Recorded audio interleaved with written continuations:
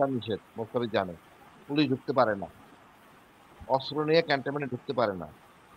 এবং এই অস্ত্র ছাড়া ডিউটি কিভাবে করবে কারারক্ষী বাহিনী? ওইটা গার্ড দিবে কে? সাব জেলের কারারক্ষী? ওখানে ওদের জন্য রান্না-বান্না কে করবে? কারারক্ষী সিস্টেম মোতাবেক? নাকি অফিসার মেসে খানা যাবে ওখানে?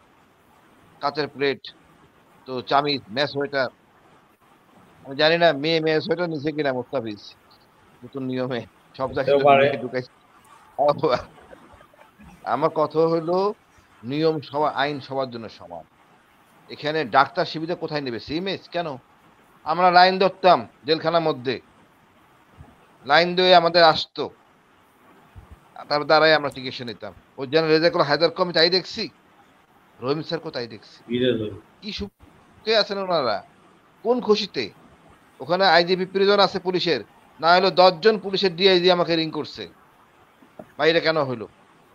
আমি বললাম আমরা অথর্ব, ওই বাহার সাহেব আছে একজন ওখানে, আর তার বন্ধু আছে খোদা বক্স। এই দুইজনে কি করছে? হুম। স্বরাষ্ট্র উপদেষ্টা বোঝানো উচিত ছিল। একজন পদত্যাগ করতো, ওই দুজনে একজন পদত্যাগ করতো না, এটা মানি না।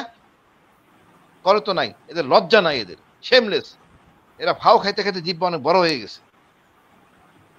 তারপর তাদের নিরাপত্তা, যেটা ফেরদৌস বলল, আসলে এই পর্যন্ত আইসিটি বহুবার ট্রাই করছে যে কথা সত্য বাইর করে আনার জন্য।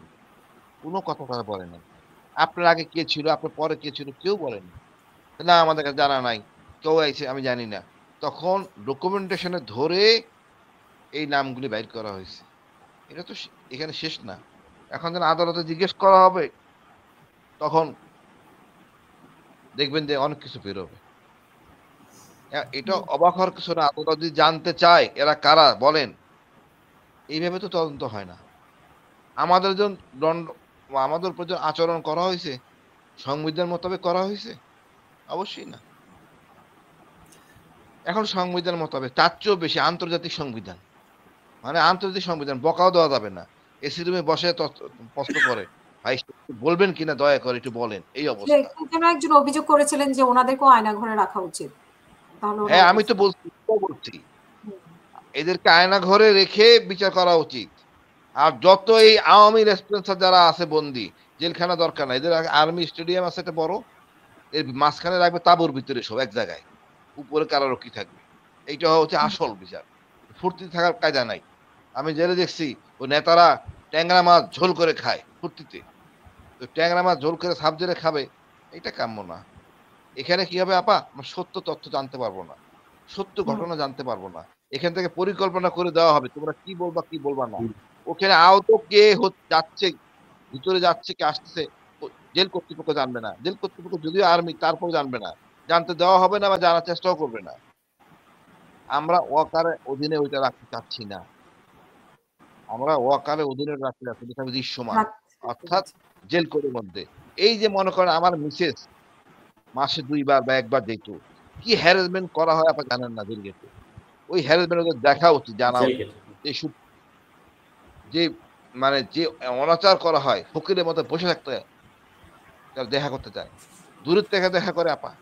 আমার বাচ্চা নেটের নেট, নেটের এক পারে ও, আমি এক পারে। সে নেটটা ফুটা করতেছে, ছোট করে বড় করতেছে, যাতে আমার আঙ্গুলটা টাচ করতে পারে। এই কষ্ট আমি কেমনে বুঝাবো?